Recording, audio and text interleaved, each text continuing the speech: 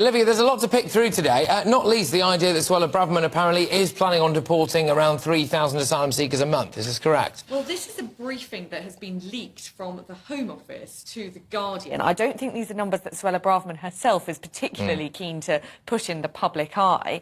It sounds as though some civil servants in the Home Office believe, and perhaps they have good evidence to think that Suella Braverman's small boats policy is unworkable in practice.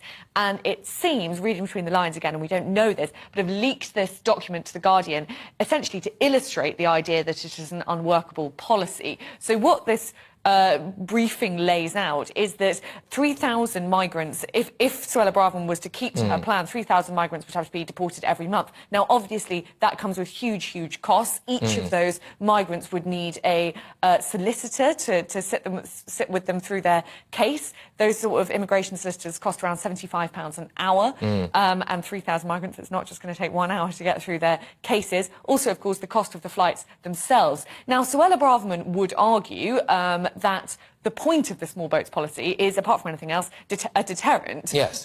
If you say that people can't stay in the UK, that they will immediately be deported, then theoretically fewer of them should come over. But it seems perhaps that her civil servants don't believe that. So the way I'm reading this is that perhaps there's a little bit of a disagreement going on in the Home Office between the people who are going to implement the policy and those who are making it. No way. I mean, no way could that possibly be the case, that an elected member of our parliament and our cabinet trying to enact a policy that, in a roundabout way, the public have voted on consistently for decades would be undermined by civil servants. That can't be true.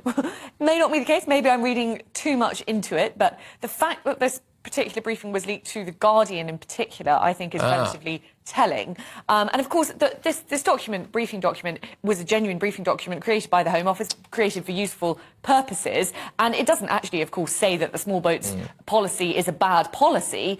But the fact that it was leaked at this particular moment suggests to me that perhaps civil servants are keen to highlight the idea, which they feel is represented in this briefing document, that the policy is unworkable.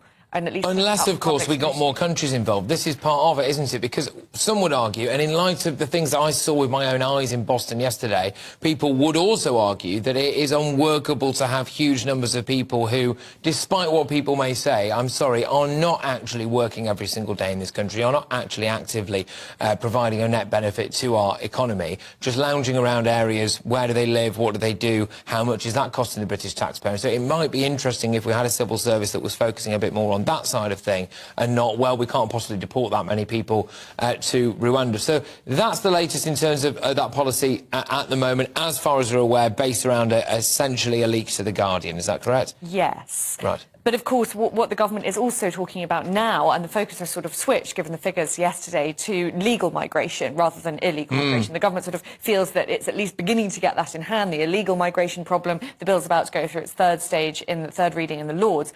Now they're focusing on legal migration, and on that front, it seems as though there is a battle going on at the very top of government, at the very top of cabinet. On the one side, you've got Suella Braverman, who is really keen to bring up the figure at which migrants who are on work visas have to be earning before they're allowed to come here. She believes it should be the median wage, £33,000 or something around that, and they're planning to put it up to that. But there is a lot of opposition from Jeremy Hunt, the Chancellor, who wants to keep young migrants in the country because it's an easy, quick plug for holes in the economy, and from Gillian Keegan, the Education Secretary, who is worried about the influence of the impact of taking away foreign students.